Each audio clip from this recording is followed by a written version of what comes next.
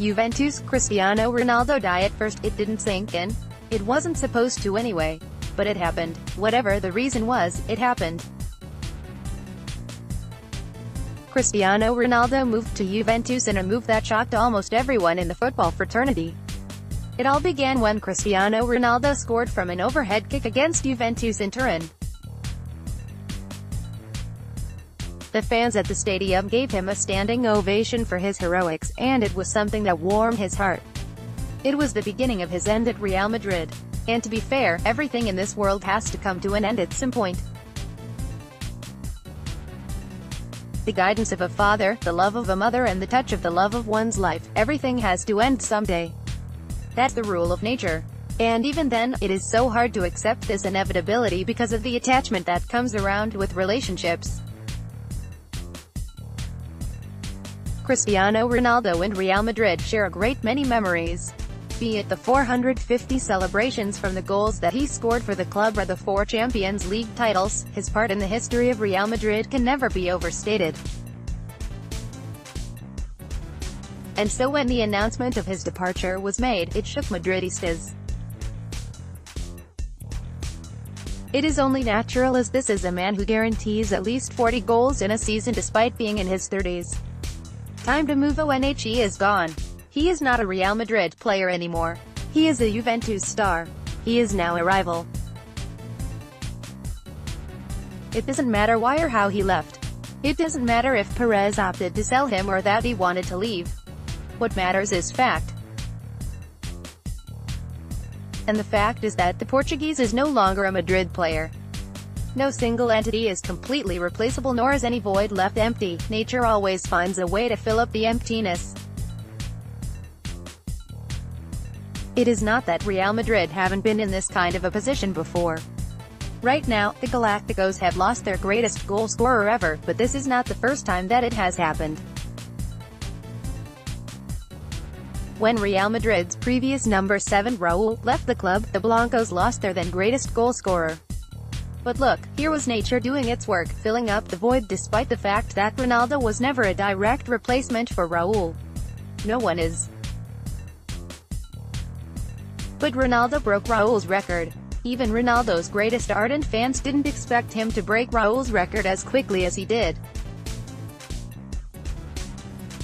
His replacement at Devil's Parade in Brussels after returning from World Cup Russia. There are only a couple of players in the world that can properly replace the goals of the Portugal captain.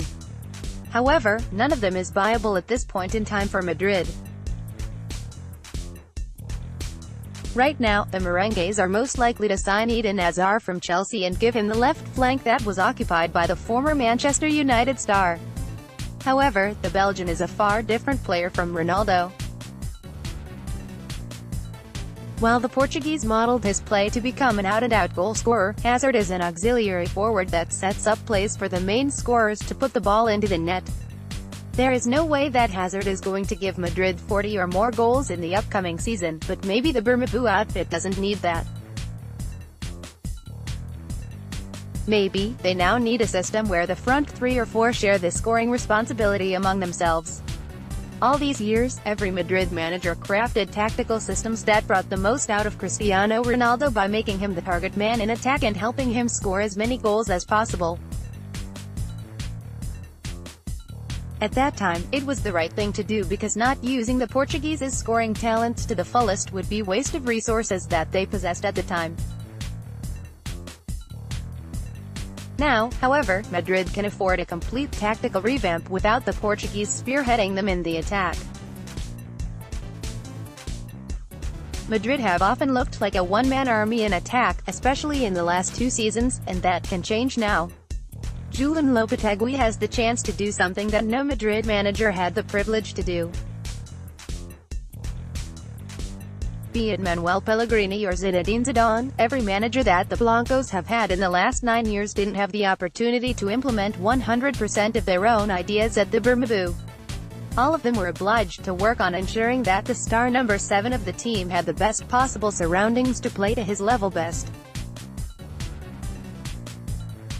Right now, Juventus manager Max Allegri will also face a similar challenge at Turin, as he will now have to carve out a system that brings the best out of the greatest European player of all time, while also ensuring that the defensive stability of the team is not negated in the process.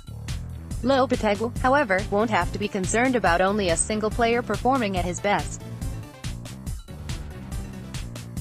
Even the reportedly incoming Eden Hazard loves to go back and help the defense out. Also, Gareth Bale has learned the art of putting in a shift, as he has had to do it while playing alongside Cristiano Ronaldo and Karim Benzema. Maybe, replacing Cristiano Ronaldo is not what Madrid want to do anyway. They have the chance to start from the scratch and build a team where everyone performs at an optimum level, and they perhaps prefer doing that. Julen Lopetegui's Spain played some really crispy and positive football in a very systematic way and as a team. He now can do the same at Madrid, and that too, without Cristiano Ronaldo. The Portuguese's loss can never be overcome, but that is not what Madrid are looking to do anyway. They are trying to move on from Ronaldo by entirely recreating themselves from scratch. And every Madrid fan should try to move on, too. Topics you might be interested in.